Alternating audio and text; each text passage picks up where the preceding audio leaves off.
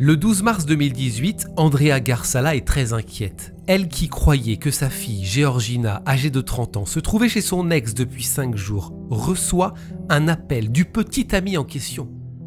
Il l'appelle pour lui demander des nouvelles de sa fille, puisque lui, c'est ce qu'il raconte, n'en a pas depuis plusieurs jours.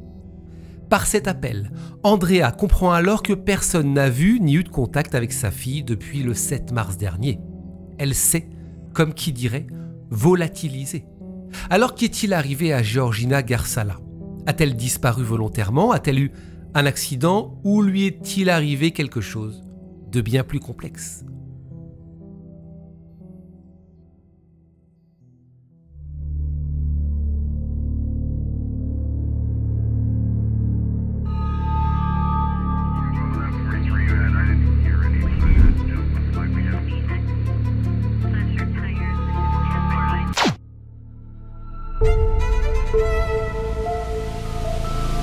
Bonjour à tous, j'espère que tout va bien. Je suis très heureux de vous retrouver pour une toute nouvelle vidéo. Encore une fois, ça va être une histoire. Oui, maman? Oui, maman, je te l'ai déjà dit. France Vérif te protège. C'est le premier site français qui t'analyse et te vérifie en temps réel la fiabilité des services de commerce en ligne. Phishing, virus, applications malveillantes, SMS frauduleux, malware, vol de données, tout est détecté. Et si tu as un doute là sur ton fameux site de brocante, fait de la brocante, bah tu contrôles avec France Vérif. Tu auras la date de création, les vrais avis, sécurisation des données de paiement et le tour est joué. T'es rassuré? Allez, je t'embrasse, maman. Oui, oui, moi aussi. Bisous, maman. Pas très rassurée quand elle est sur internet. En même temps, eh bien, je peux la comprendre puisque 50% des Français ont déjà été victimes d'arnaques sur des sites en ligne. Vous avez 35 fois plus de risques de vous faire pirater vos comptes bancaires que de vous faire cambrioler et ça, bah, franchement, ça fait un petit peu peur. Alors France Vérif est conçu spécifiquement pour identifier les sites frauduleux et prévenir les utilisateurs des risques associés à ces sites. C'est simple. C'est efficace. Comment ça fonctionne? Eh bien, c'est juste une application que vous installez sur votre ordinateur, sur vos portables et tablettes et ça vous alerte quand vous avez besoin. France Vérif agit avant qu'il ne soit trop tard, contrairement aux autres antivirus qui attendent que vos appareils, vous le savez, soient infectés et ralentis pour vous prévenir. Pas de panique, parce que si la menace est déjà présente, eh bien France Vérif permet aussi de scanner votre ordinateur. Le scan de France Vérif vérifie aussi le dark web pour être sûr que des cybercriminels n'ont pas déjà la main sur vos données et s'apprêtent à s'en servir contre vous. On parle souvent de dark web, donc ça, c'est intéressant et ça peut rassurer. Ma mère, vous l'avez compris, est rassurée. Mon père, lui, est soulagé que ma mère soit rassurée. Ça évite les engueulades à la maison. Moi, je suis rassuré parce que, eh bien, vous pouvez mettre à l'abri jusqu'à 5 personnes par compte. Vos parents, donc, vos enfants aussi, par exemple. Merci. France Vérif. Donc si vous aussi vous voulez être confronté à une expérience internet agréable et sécurisée, eh bien profitez dès maintenant de 60% de réduction sur l'abonnement à France Vérif avec le lien que je vous partage en barre de description. N'hésitez pas, vous allez voir, vous pourrez scroller en toute sécurité. Georgina est née le 29 octobre 1987 à Brighton dans le Sussex en Angleterre. Elle est née de l'union d'Andrea, une Anglaise, et de Gassem, un Libyen. Gassem et Andrea se sont rencontrés à l'université de Brighton où ils étudiaient tous les deux. Ils mettent au monde 4 enfants, 4 filles.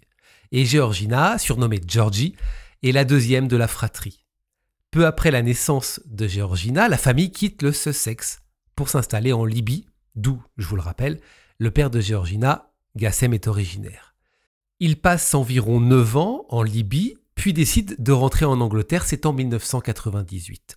Elle est donc âgée de 9 ans quand toute la petite famille s'installe dans la ville de Worthing, sur la côte sud de l'Angleterre à environ 25 km de Brighton.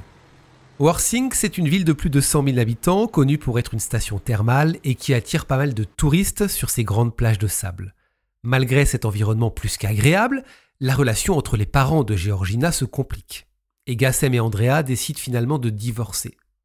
Georgina et ses 3 sœurs prennent alors la décision de rester vivre aux côtés de leur maman, dans leur maison de Normandy Road à Worthing. À ce moment-là, eh bien, elle est décrite comme étant une jeune femme intelligente, parlant couramment l'anglais et l'arabe, bien élevée et extravertie. Elle souffre quand même, et c'est important de le souligner, de quelques problèmes d'anxiété. Elle a parfois besoin de s'isoler, mais c'est ce que tout le monde dit, elle est très amicale. Sa mère dira même que partout où elle va, elle se fait facilement des amis. Une seule petite ombre au tableau, encore une fois, si on doit souligner quelque chose, c'est qu'elle a du mal à garder un emploi, elle accumule des petits boulots qui se terminent toujours après quelques semaines.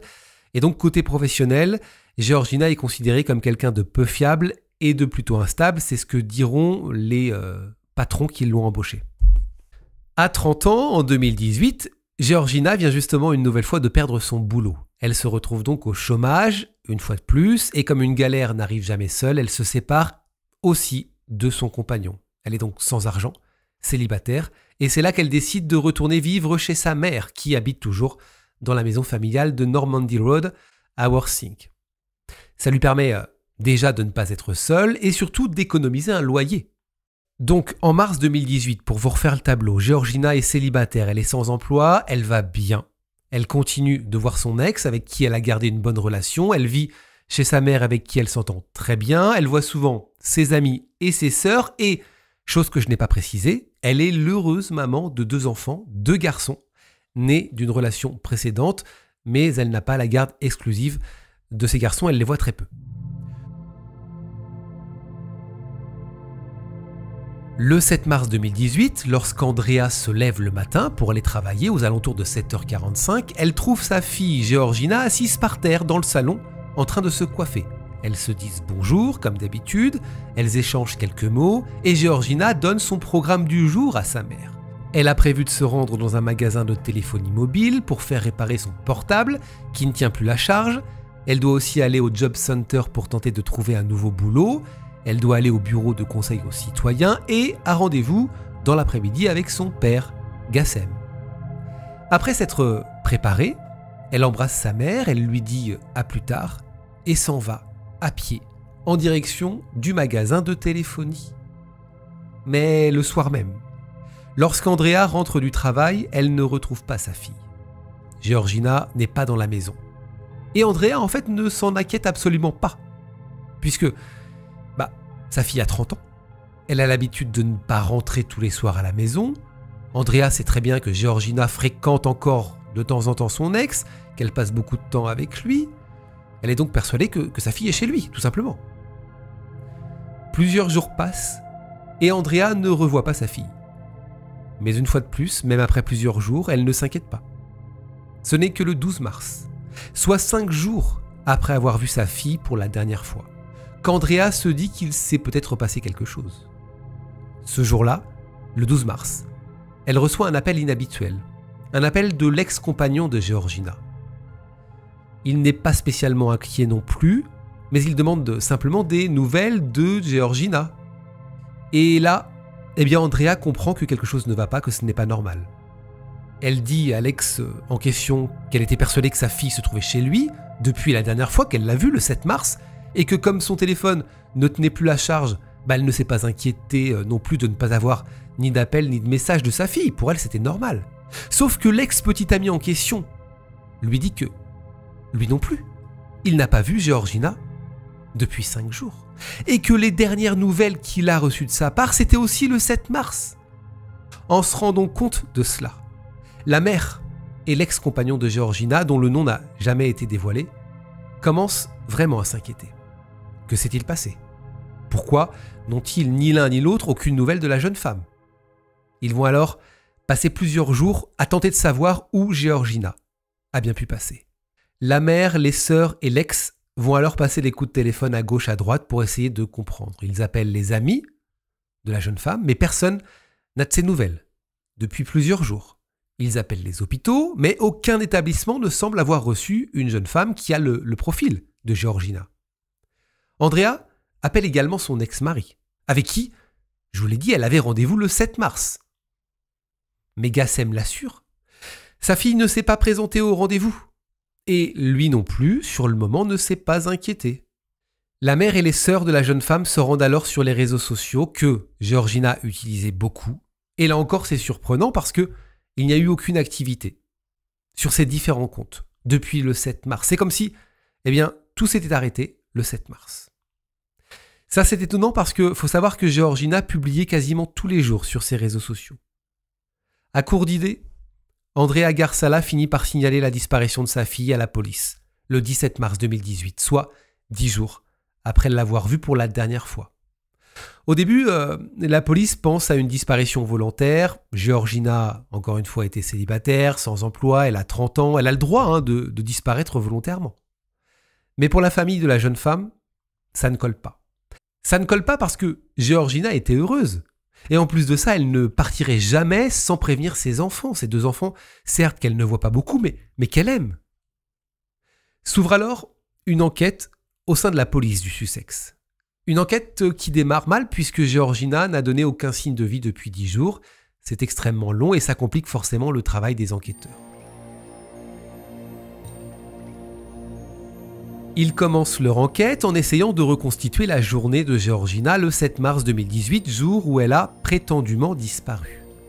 Et par chance, la mère de la jeune femme sait exactement ce que sa fille devait faire ce jour-là. Encore une fois, on le répète, elle explique à la police, le matin même du 7 mars, que Georgina lui a dit précisément ce qu'elle avait prévu de faire, se rendre dans un magasin pour essayer de faire réparer son téléphone portable, aller au job center pour tenter de trouver un nouveau travail et retrouver son père, Gassem, entre autres. Et coup de chance supplémentaire, Andrea sait même dans quel magasin sa fille avait prévu de se rendre, le Clifton Food and Wine, qui se trouve sur Clifton Road, à Worthing. Et elle sait aussi que Georgina avait prévu de s'y rendre à pied puisque le magasin n'est pas très loin, il est à moins d'1 kilomètre de la maison familiale qui se trouve, je vous le répète, sur Normandy Road. Les enquêteurs commencent donc par là et se rendent au Clifton Food and Wine. Ils y rencontrent le gérant du magasin qui se souvient bien de la visite de Georgina. Il assure la connaître et prétend d'ailleurs qu'elle était de bonne humeur ce jour-là, le 7 mars. Il dit qu'elle lui a demandé de l'aide pour réparer son téléphone portable, mais que lui ne pouvait pas l'aider et qu'il l'a orientée vers un atelier de réparation de téléphone dans la ville. Selon lui, ils ont discuté quelques minutes, et puis Georgina est ressortie du magasin, assurant qu'elle allait se rendre dans cet atelier pour faire réparer son portable. Il n'en sait pas plus. C'est en tout cas ce qu'il assure à la police. Et pour s'assurer des propos du gérant du magasin, les enquêteurs vont alors demander à voir les images de vidéosurveillance. Et ce qu'ils découvrent est plutôt surprenant. Les images de vidéosurveillance du Clifton Food and Wine vont bien prouver que Georgina est passée le 7 mars 2018 dans la matinée. L'horodatage de la caméra indique 10h49, mais selon les conclusions de l'enquête de police, il était 1 heure plus tôt lorsque la jeune femme s'est rendue dans ce magasin, vraisemblablement donc à 9h50. Sur ces images, on voit Georgina, vêtue d'un pantalon sombre et d'un manteau gris à fourrure, avec une écharpe blanche. Elle a les cheveux noirs relevés en chignon sur le dessus de la tête. Elle porte plusieurs sacs. Son sac à main, en bandoulière, et un autre sac blanc avec des anses rouges qui a l'air d'être un sac plastique de la marque Tesco Express. Elle discute avec le gérant du magasin, elle cherche quelque chose dans le sac plastique et en sort une boîte qu'elle pose sur le comptoir. Sa mère dira plus tard qu'il s'agit de la boîte du Nintendo DS qui contenait justement une Nintendo blanche, un téléphone portable et plusieurs câbles. Le gérant du magasin regarde un peu son téléphone, ils ont l'air d'échanger à propos du problème du portable de Georgina, puis la jeune femme cherche à nouveau quelque chose et pour essayer de le trouver, elle sort tout ce que le sac en plastique contient, c'est-à-dire des lettres, ce qui ressemble à un paquet de lingettes, une canette et d'autres choses qu'on a un peu de mal à identifier sur les images.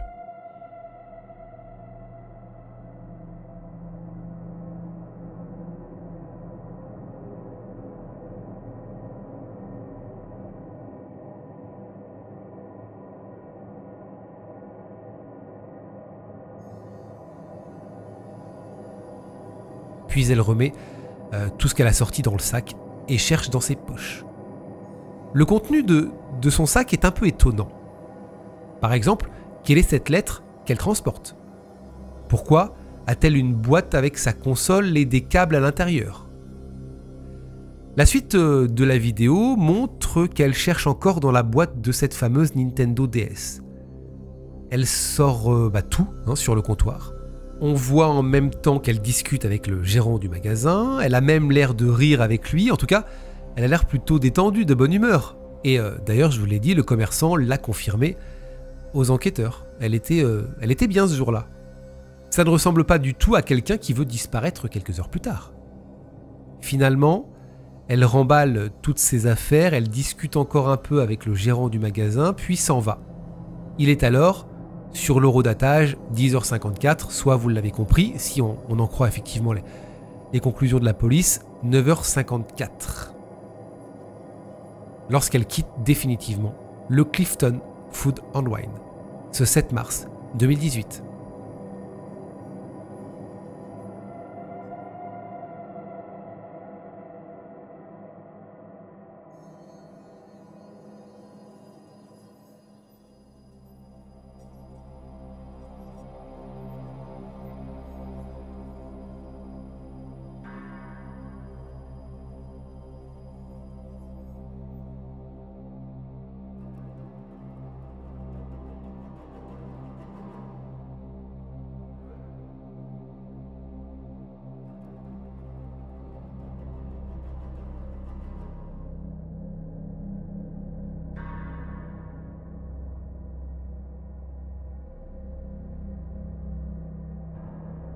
Après ça, les enquêteurs continuent leur travail de recherche en sachant que Georgina avait donc dit à sa mère qu'elle devait se rendre au Job Center et qu'elle devait retrouver son papa, Gassem, un petit peu plus tard.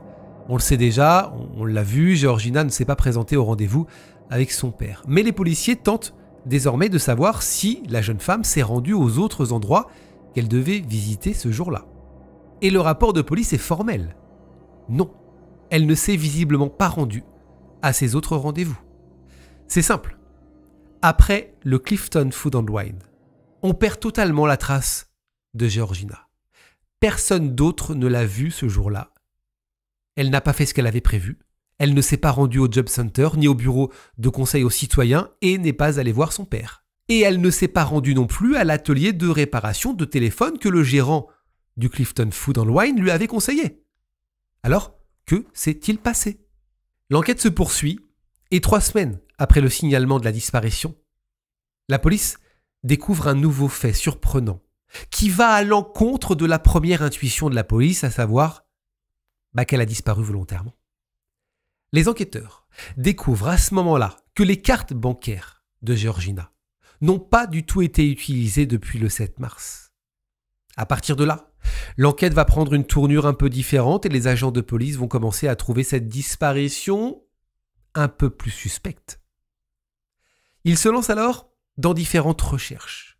Ils fouillent d'abord la maison d'Andrea, la mère de Georgina. Ils enquêtent aussi sur l'ancien petit ami, vous savez, cet ex-copain que Georgina fréquentait toujours et qui s'est inquiété le premier de ne pas avoir de ses nouvelles. Ils enquêtent également sur d'autres proches de la jeune femme avant de finalement blanchir tout le monde, faute d'éléments probants. À ce moment-là, la famille de Georgina commence à désespérer de la retrouver vivante.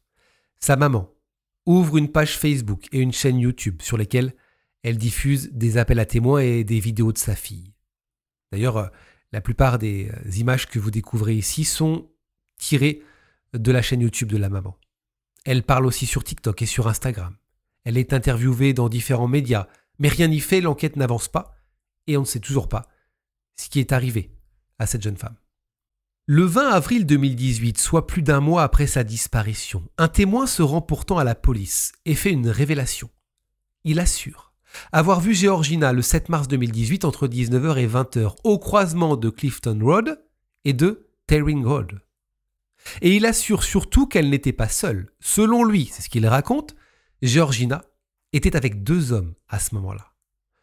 La police prend ce témoignage, effectue des recherches à ce sujet, mais aucun élément ne permet d'étayer cette information et le témoin est finalement discrédité par les enquêteurs. Fin avril 2018. Aucune piste n'a vraiment été écartée par la police et plusieurs hypothèses sont toujours évoquées. La première hypothèse, c'est la piste, ils reviennent à ça, de la disparition volontaire.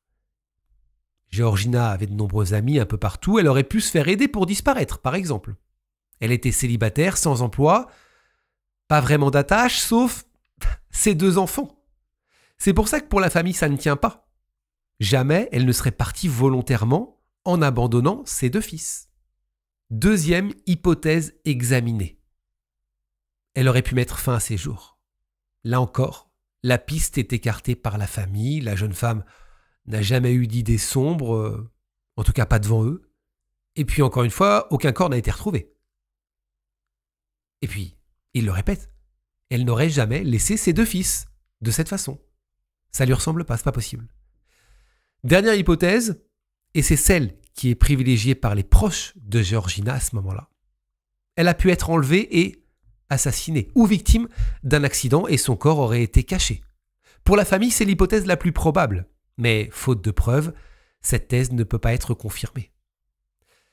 À ce stade, l'enquête piétine et aucune de ces pistes n'est privilégiée par les enquêteurs.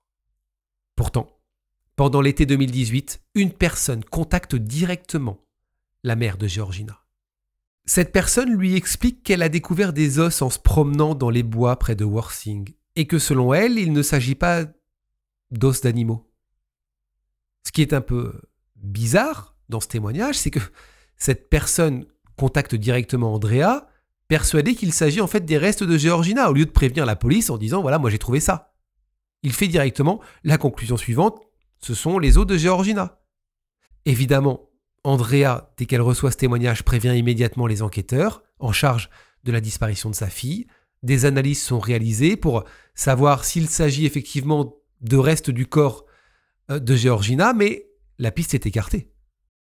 Le premier vrai rebondissement dans cette affaire se déroule en août 2019, soit 17 mois après la disparition de la jeune femme. À ce moment-là, la police diffuse une nouvelle vidéo dans cette affaire. Des images de vidéosurveillance montrant 2 femmes marchant côte à côte dans le centre-ville de Worthing, au niveau de Chapel Road. Une scène qui se serait déroulée, écoutez bien, le 7 mars 2018 à 16h, le jour de la disparition. L'une des femmes porte un manteau gris, un pantalon noir et un foulard blanc, et ressemble à Georgina. Mais les images ne sont pas de très bonne qualité, et il est difficile d'être certain qu'il s'agit bien de la jeune femme. Mais pour la famille, c'est une certitude. Il s'agit bien de Georgina. Andrea reconnaît ses vêtements et surtout sa façon de marcher, c'est pareil. Il n'y a aucun doute possible, pour elle, il s'agit de sa fille. Mais si c'est bien Georgina, question, qu'a-t-elle bien pu faire entre 9h55, moment où elle sort du magasin, et 16h, moment où elle est enregistrée? Parce que aucune autre image ne la montre entre-temps. Je le rappelle, elle ne s'est rendue à aucun autre rendez-vous, à aucun de ces rendez-vous. Et lors de la diffusion de cette vidéo, certaines personnes remarquent que la femme en question porte des bottes plus claires que celles sur les images du matin. Pour que ce soit bien elle sur les images de 16h, il faudrait donc qu'elle ait changé de chaussures dans la journée. Et puis, eh bien, elle ne porte plus le sac en plastique blanc qu'elle avait avec elle le matin. Où est-il passé? La police de son côté, elle, n'est absolument pas convaincue qu'il s'agit bien de Georgina Garsala sur ces images. Et elle lance un appel à témoins pour tenter d'identifier les 2 femmes sur la vidéo. Un homme contacte alors Andrea et il assure les avoir reconnues. Selon lui, il s'agit de son ex-compagne et de sa fille. Ce n'est pas du tout Georgina, c'est ce qu'il raconte. Mais Andrea ne l'écoute pas. Elle reste convaincue qu'il s'agit bel et bien d'une image de sa fille. Personne d'autre ne se présente et cette piste s'arrête ici. Mais question, pourquoi ces images n'arrivent-elles que 17 mois après les faits? Eh bien parce que la police a mis tout ce temps à analyser les images de vidéosurveillance qu'elle avait recueillies dans cette affaire. Et ça, c'est un vrai problème. C'est un vrai problème parce que les enquêteurs se rendent compte seulement à ce moment-là qu'il leur manque les images des caméras alentour pour suivre ces 2 femmes et tenter de les identifier. Et lorsque la police demande les images des caméras manquantes, 17 mois après les faits, c'est beaucoup trop tard, évidemment. Les images ne sont plus disponibles. Au même moment, au mois d'août 2019, un autre rebondissement arrive. La police requalifie l'affaire. L'enquête n'est plus ouverte pour disparition, mais pour meurtre. Voici ce que déclare le chef de la police à ce moment-là. J'ai pris la décision d'enregistrer l'affaire comme un homicide. Ce n'était pas une décision facile à prendre et ce n'était pas non plus destiné à enlever l'espoir aux proches de Georgina, mais elle passait beaucoup de temps au téléphone et sur les réseaux sociaux. Et tout cela, ainsi que toutes les transactions financières sur ses comptes bancaires, ont cessé le jour où elle a disparu. Il le dit. Ces éléments rendent cette disparition suspecte. On s'oriente donc de plus en plus vers l'intervention d'une tierce personne dans cette disparition. C'est ce que a toujours pensé la famille. Mais malgré ces rebondissements, pour la famille de Georgina, ce n'est pas suffisant. Et d'une manière générale, la police n'en fait pas assez pour la retrouver. Les proches décident alors d'organiser eux-mêmes une reconstitution des derniers mouvements connus.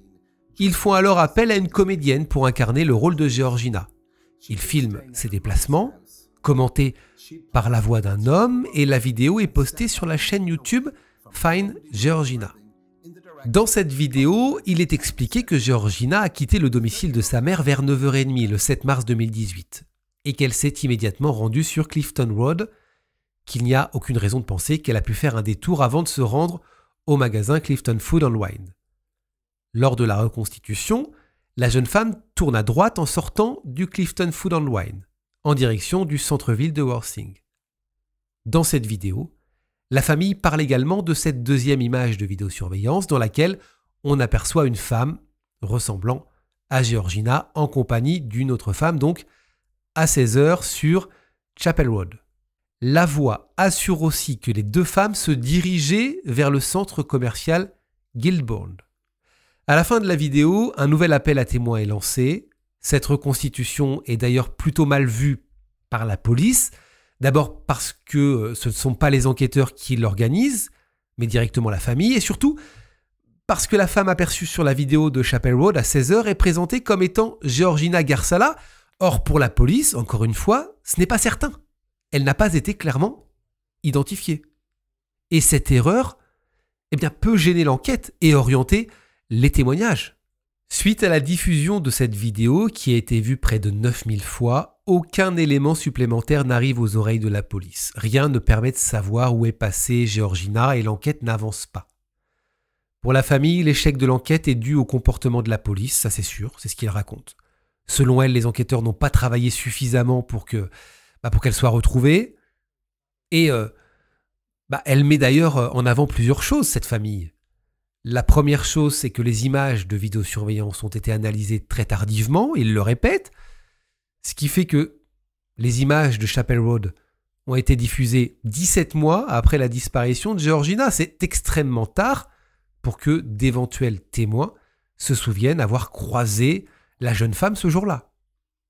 La deuxième, c'est que lorsque la police se rend compte qu'il lui manque des images autour de Chapel Road et qu'elle fait donc enfin la demande pour obtenir les images manquantes, encore une fois, c'est beaucoup trop tard.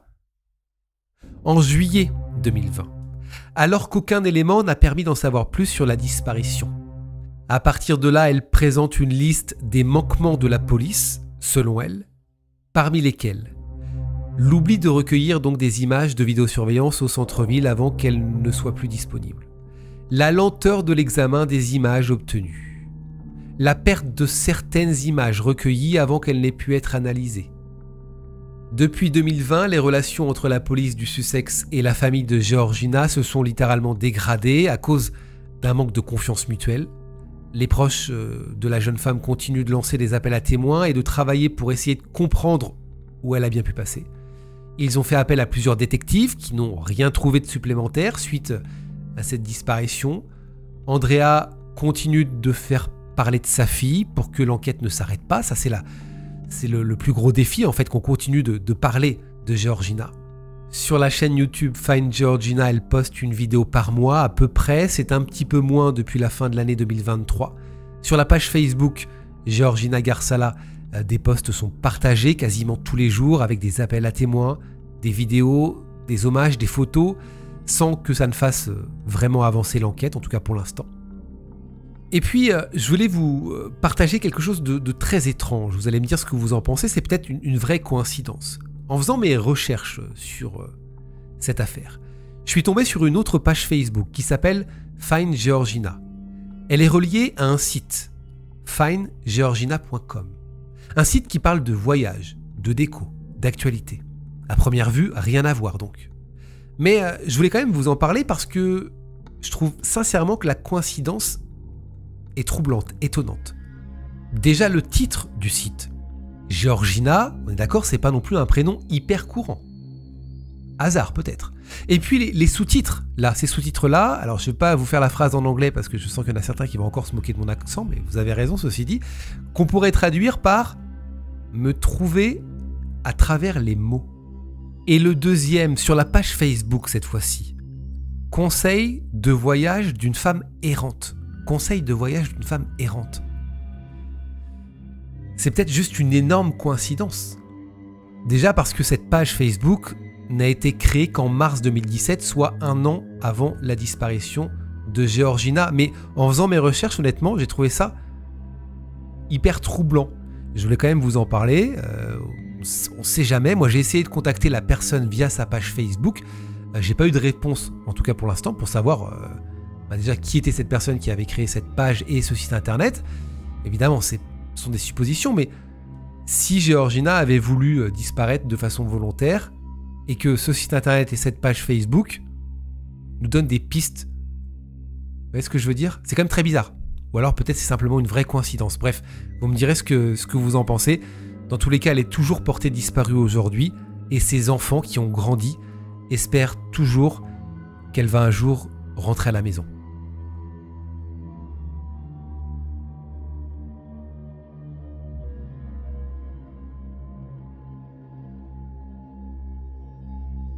Voilà, c'est la fin de cette vidéo, c'est la fin de cette histoire, de cette troublante disparition. J'attendrai évidemment, comme d'habitude, vos hypothèses, vos analyses.